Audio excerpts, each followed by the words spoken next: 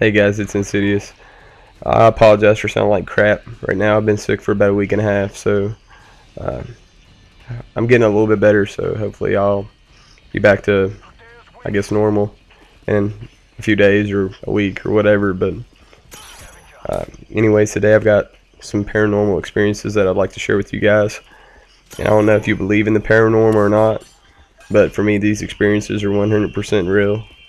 They're things that I've heard with my own ears and that I've seen with my own eyes. And I'll set aside the creepy feelings that these things give me just because of their lack of relevance to the story. Some things might easily be explained or dismissed. For example, when I was younger, I went to wash my hands, and just as I reached for the knob, the water cut on by itself. And it could have just been built up pressure in the line leaking off. I like to try to explain things logically. Perhaps it was in the event's timing that I found most eerie about the situation, on top of the fact that it hadn't ever happened before, at least not while I was around. But all the same, I dismissed it. Instead, I'll start with something I can't so easily dismiss. Me and a friend of mine were messing around with a tape recorder, just recording audio and pretend like we were taking calls at a radio station and using different voices and scenarios in an attempt to be funny. Some of it was, and some of it wasn't, but upon listening back to the recording, heard a faint growl. My first instinct was to accuse my friend of releasing gas. While me and him traded accusations of the culprit, the tape continues to play until we notice that the growl is not only continuous, it's getting louder. It turned into a full-blown demonic shrill, at which point I couldn't listen anymore.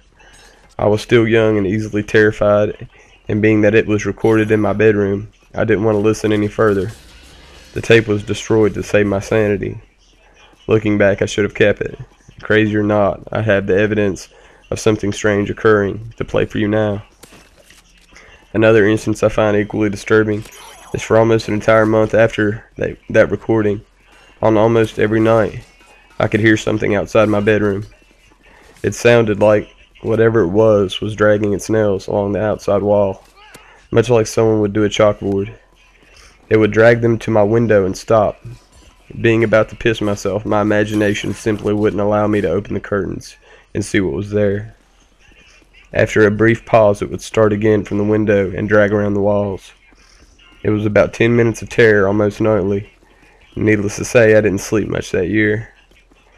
After witnessing these things, you would think I'd be smart enough not to mess with a Ouija board. And that's not true.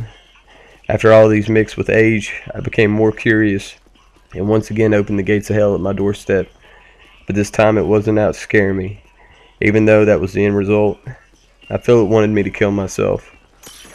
Not out to just give excuses as to how I felt or why I did some of the stupid stuff that I did, but depression became a big part of my life, and with it thoughts of suicide.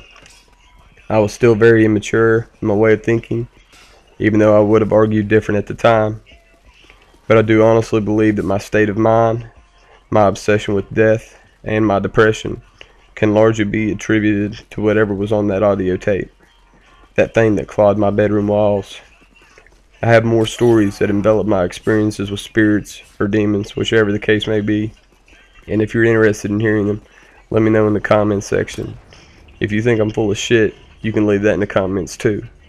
But remember, when you lie down in bed at night, that whatever that thing was, it doesn't bother me anymore. And that might just mean it's got some free time on its hands. I appreciate you guys watching the video, and I hope this was entertaining. And until next time, sleep tight.